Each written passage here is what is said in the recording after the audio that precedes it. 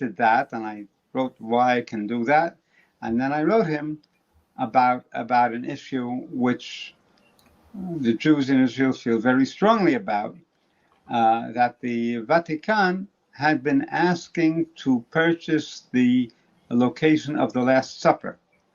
The location of the Last Supper is in Jewish tradition. The upper room,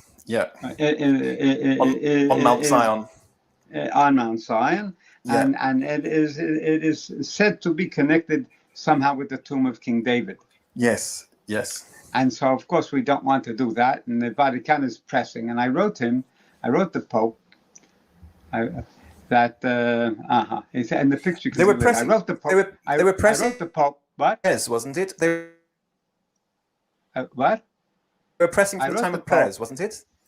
Was it Perez? It was President Prem. At that time, he may have been foreign minister who offered it to who started the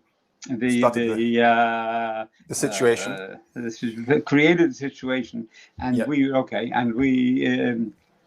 and I wrote him that this wish and pressure to buy this room or the building, I don't know how much, in any case, is viewed by the Jews as a transgression of the 10th commandment. And the Pope knows very well what the 10th commandment is. And I'm sure you people do too. You shall not covet, I think is covet. Covet in English. Right. So as you can see in the picture, he is looking at a piece of paper which I gave him. And the piece of paper is that letter, and it was written, I wrote it in English, I don't know Spanish. I gave it to a Jewish who lives in Petach Tikva, where I live, who also came from Argentina. She translated it. I sent the English and the translation to Rabbi Skorka, and he said, this is fine.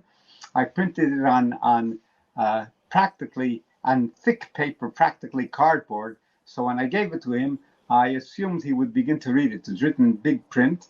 And what people normally do when they see something like that, they begin reading it. If they used to read. So while I was talking, he was reading. And when we finished, he said, I will take care of this. I will handle this, or something like that. We spoke English. I don't know English. I also gave him a book, which I didn't write, of course.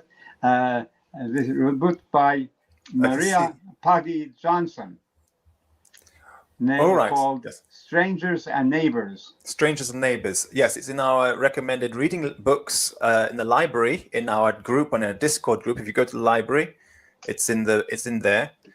Strangers and Neighbors. Let me just remember the subtitle. It's how living with Orthodox Jews taught me more about Christianity, or something like that is the subtitle. It's a very interesting. That's certainly the idea. The main idea of the book.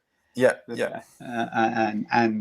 it was a very interesting read for me as a Jew, and I think Jews should read it also. Not necessarily because they want to deal in interfaith. Right. But it gives you another view. You see, one of the things that the way we grow up in a certain surrounding and a certain culture, and this we have an orientation, and this limits our understanding. It gives us a certain kind of an understanding, but there are other understandings, and so it's a good idea for anybody, any religious person, any person at all, religious or not, but perhaps especially for religious people, who tend to think you have in most religions, you have something which is called, say, dogma or something like that.